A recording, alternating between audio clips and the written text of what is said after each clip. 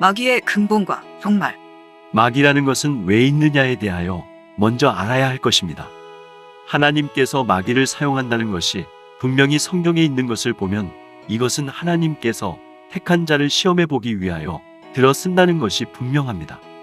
욥기서 2장 1절로 6절, 계시록 20장을 보면 욥을 시험한 것도 사단을 들었었고 그 밖에 모든 종들이 다 마귀에게 시험을 받는 것은 하나님이 허락한 일이라고 봅니다.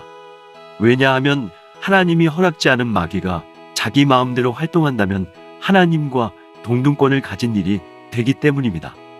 하나님께서 마귀를 들었을 수도 있고 없앨 수도 있다는 것이 성경에 분명히 기록되어 있습니다.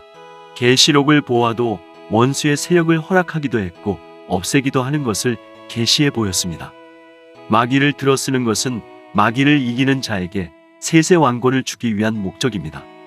그러므로 어느 시대나 하나님의 종은 특별히 시험과 핍박이 많도록 한 것은 그 종에게 특별한 왕권의 축복을 주기 위한 목적입니다. 이제 마귀 근본을 말하자면 하나님의 피조물이라고 보게 됩니다.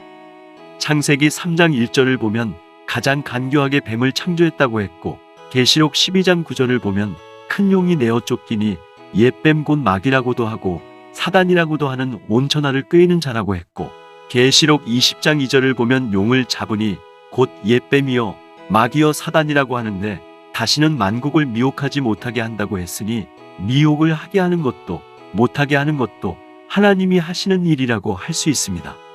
그러면 뱀을 들어 사람을 꿰 수 있게 허락을 해서 뱀의 말을 듣지 않고 하나님 말씀만 순종하는 자라야 그 몸이 영생관을 따먹고 영원히 산다는 것이 하나님의 말씀입니다.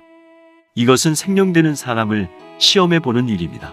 그러므로 생명된 아담, 하와를 꿰어본 것 같이 인간 종만에도 중생받은 사람을 꿰어볼 때 붉은 용의 앞잡이 거짓 선지에게 미혹받지 않고 예언의 말씀을 지키는 자라야 그 몸이 살아서 죽음을 맛보지 않고 새로운 시대에 간다는 것이 계시록입니다.